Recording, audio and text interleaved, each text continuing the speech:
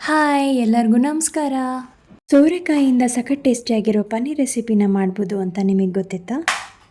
ಈ ರೆಸಿಪಿಗೆ ನೀವು ಮಾರ್ಕೆಟಿಂದ ತಂದಿರೋ ಪನ್ನೀರ್ನ ಕೂಡ ಬಳಸ್ಬೋದು ಅಥವಾ ಮನೆಯಲ್ಲೇ ಈಸಿಯಾಗಿ ಪನ್ನೀರ್ನ ಮಾಡ್ಕೋಬೋದು. 1 ಲೀಟರ್ ಹಾಲನ್ನು ಚೆನ್ನಾಗಿ ಕುದಿಸಿ ಅದಕ್ಕೆ ಸ್ವಲ್ಪ ನಿಂಬೆಹಣ್ಣು ಹಾಗೆಯೇ ಮೊಸರನ್ನ ಹಾಕಿ ಚೆನ್ನಾಗಿ ಮಿಕ್ಸ್ ಮಾಡ್ಕೋಬೇಕು.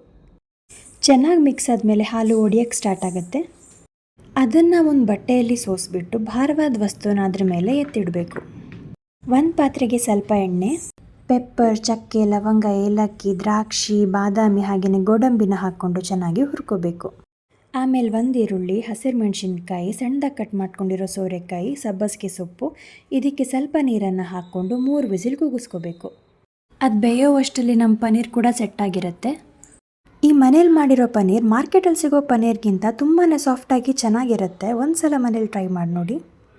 ಪನ್ನೀರ್ನ ಸಣ್ಣದಾಗಿ ಕಟ್ ಮಾಡಿಕೊಂಡು ಅದಕ್ಕೆ ರುಚಿಗೆ ತಕ್ಕ ಉಪ್ಪು, ಚಿಲ್ಲಿ ಪೌಡರ್, ಮೊಸರು ಹಾಗೆಯೇ ಕಡಲೆ ಹಿಟ್ಟನ್ನು ಹಾಕ್ಕೊಂಡು ಚೆನ್ನಾಗಿ ಮಿಕ್ಸ್ ಮಾಡಿಕೊಂಡು ಒಂದು 10 ನಿಮಿಷ ಮ್ಯಾರಿನೇಟ್ ಮಾಡ್ಕೋಬೇಕು.